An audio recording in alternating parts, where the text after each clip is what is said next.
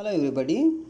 In this video, we'll try to understand the current transit's effect on India. So we'll try to understand it very much genuinely, right? Genuinely in the sense what planets are actually transiting in a particular house and what are the actual effects that planets can bring to the nation. So India is considered to be the Pisces ascendant for so many reasons we already covered in our previous videos. So let me make this particular Pisces as the first house so that we can analyze it better, right? Now, I made Pisces as the first house. Now, India is Pisces ascendant. Now, what are the planets that are transiting in the second house of the nation? Because some of the planets are transiting here in certain houses. So based on that, we will try to predict. In the second house, Sun is transiting.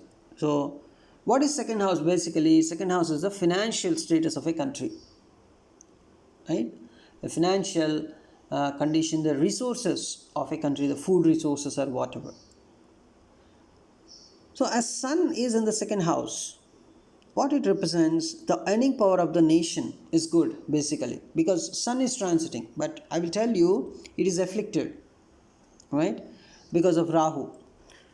So when Sun is in the second house, a trade and money matters generally will advance. The earning power of the nation is good, but at the same time, when Sun is in the second house, there's a likelihood of nation expenditure and outgoings increases also. And especially if the Sun is much afflicted. So here Sun is clearly afflicted because of the Rahu Ketu axis, right? There's no other bigger affliction other than Rahu Ketu axis, right? So even though there are some resources coming in, because the Sun is exalted Sun, as Sun is in the Aries is the exalted house for Sun, so there's a possibility that the earning power of the nation can increase, the trade and money matters generally will advance, but at the same time the national expenditure and outgoings also increases just because it is afflicted. Even taxation may become heavier, right? Or to an extent, a kind of failure may also occur because Sun is afflicted here. Now, and Rahu is also transiting the second house. When Rahu is transiting in a house, it gives challenges in that particular house. So India is going to face some of the financial challenges and also the challenges related to the food resources or whatever other resources. Then the challenges may increase.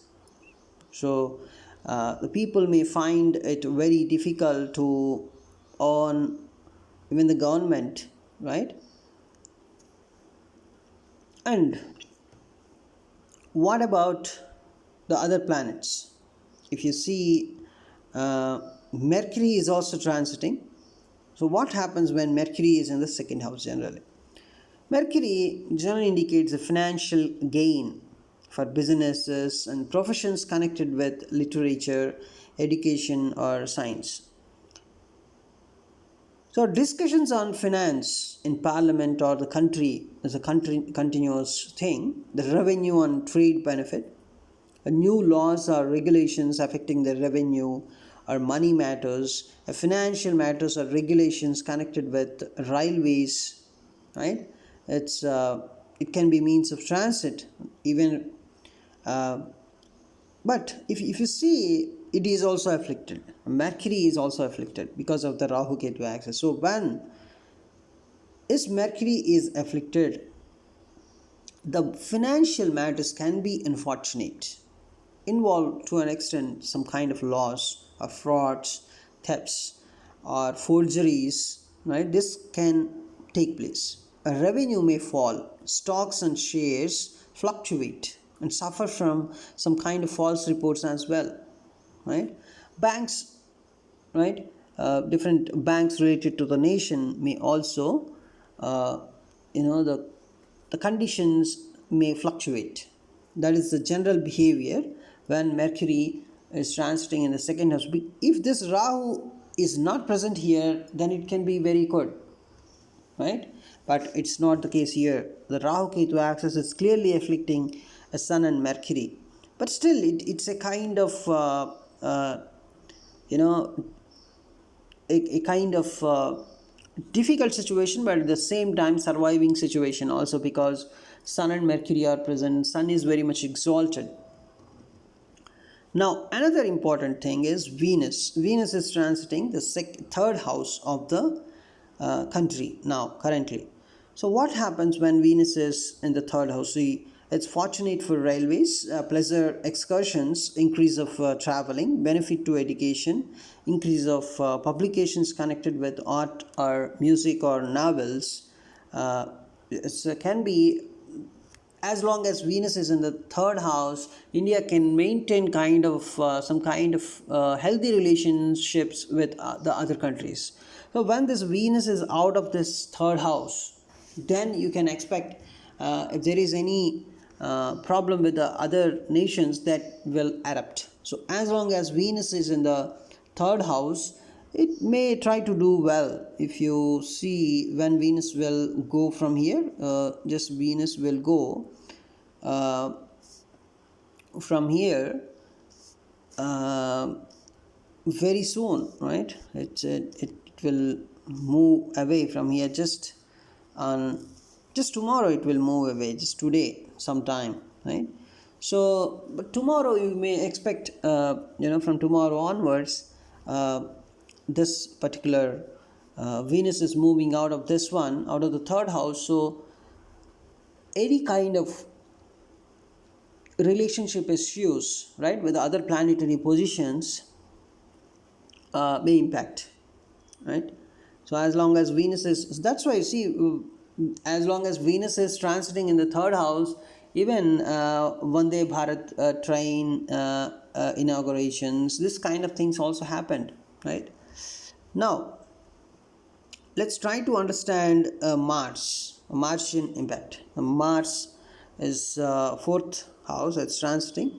So in fourth house, it's very comfortable. It seems to be comfortable. It's not aspected by any malefic planet. Also, Mars is very comfortable in the fourth house, transiting in the fourth house.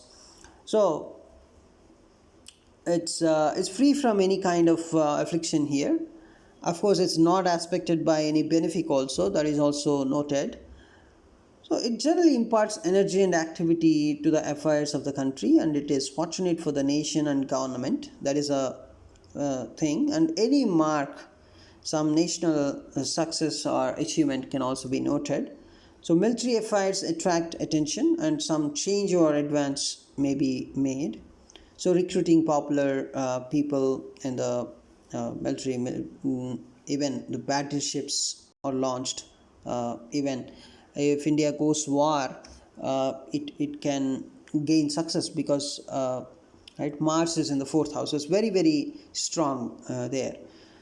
So as Mars is very much comfortable here, so that's why India is see, you just see the period when Mars came in Gemini. So in all that period, India gained some military attraction, right? So even you can see in April, during some time period in March, from March onwards, so India has some kind of right military attraction, some March mid onwards, if you observe, if you see the history also. Now as long as Mars is here, you can see some kind of gain at war.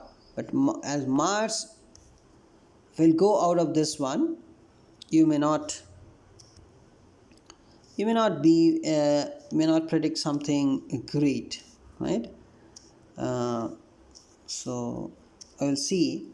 So very soon as Mars will also go out of this one. So around 8th May. right? So we'll see from 8th May we'll talk about something different. um, this is one important thing. And now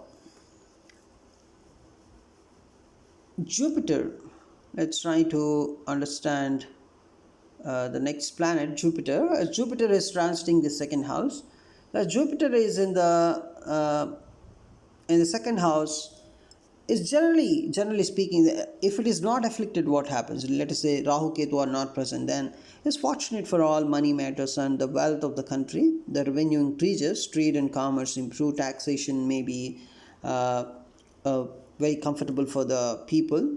But if it is afflicted, here it is afflicted, it is still fortunate, right? Because it's Jupiter, but trouble may arise of the nature of the afflicting uh, planet. If here, if you see, the Mercury and Sun are the other planets which are afflicted here. So there is a kind of balance, there is a kind of severe balance being maintained. But as Jupiter is also afflicted here, that balance, it may become some kind of unbalanced stuff. But still, see, Sun and Mercury are supporting there uh, for the financial stuff. So it's a kind of tough balance situation. Now, let's observe the other planet, the important planet Saturn. Saturn is transiting the 12th house of the nation here. So, if Saturn is here, but it is aspected by Ketu here. Ketu is watching the Saturn with its fifth aspect. So, it's not very well aspected, you can say. It's a kind of it is showing enmity and jealousy abroad. It's a danger of loss of power, a prestige or a popularity on the part of the government, basically, when Saturn is in the 12th house. It's badly aspected, right? So this is the Saturn behavior. So there will be trouble connected with some kind of disobedience. As the administration is also the same maladministration you can find somewhere. So officials connected with them may suffer. There may be a good deal of the country may need to deal of crime and disorder in the country. So the Saturn here is giving troubles to the nation currently. Even more, it is aspected by Ketu, right? So this is the fundamental behavior. And even more, the Rahu and Ketu, if you observe, they are in the second house. So Rahu is in the second house and Ketu in the 8th house. So as Rahu is in the second house, it's not so comfortable for the financial status of the country. And 8th house, if you see, what is 8th house, basically it's natural calamities, it's sudden rains, and also sudden events of the country. As see, a house may indicate so many things, but the planet that is present there actually fructifies the related energy of that particular house. If you see, the 8th house is related to sudden events, sudden rainfall, sudden natural calamities. And it also talks about the death of uh, it also talks about the death of important persons in the government, right? That's the 8th house. But as Ketu is present here, Ketu is very much famous for natural calamities. So it is connected to that part of the energy related to 8th house. So this Ketu is always activating as long as Ketu is transiting in the 8th house, as long as Ketu is in the Libra. So it's going to impact the natural calamities. That's the main thing. It's going to energize the natural calamities.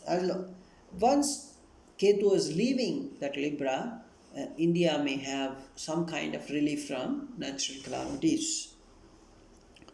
That is the fundamental behavior, and so you can even talk about moon.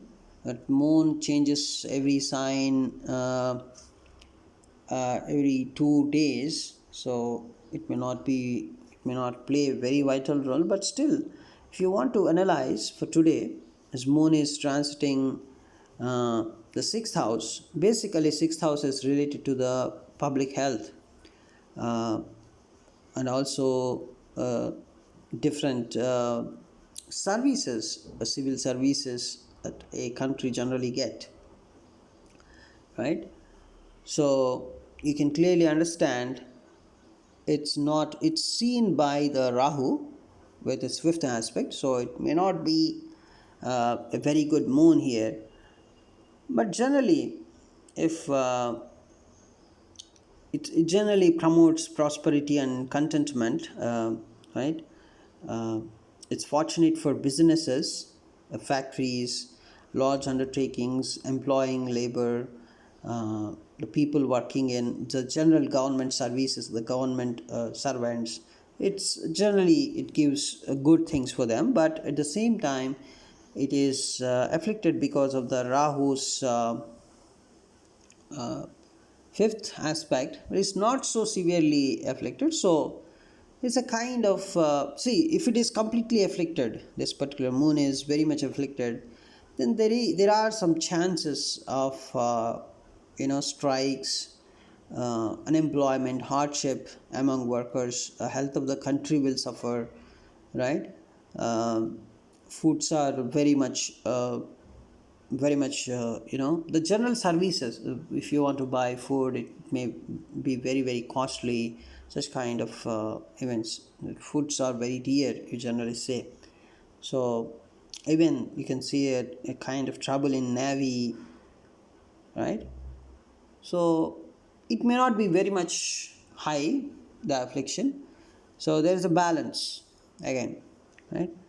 Even more, the Jupiter is aspecting this moon, so you can say the problem associated with this kind of things are balanced, right? So Rahu Jupiter balance is seen on this particular sixth house of the nation. So totally, it seems to be, right, a kind of uh, balanced situation at the same, but this Saturn is not so comfortable here. It's clearly showing some kind of in the government side, they are severely thinking about you know the nation, the their power, right? That's what it's showing. As long as Saturn is in the 12th house, from the government side, they think very very severely about their position, about the existence of the government and all this stuff. But the Venus in the third house and Mars in the fourth house are actually saving the situation currently. But let us see, when they move out of this one, very soon they will move, what will happen, right? We'll try to check that one after uh, 2 3 days.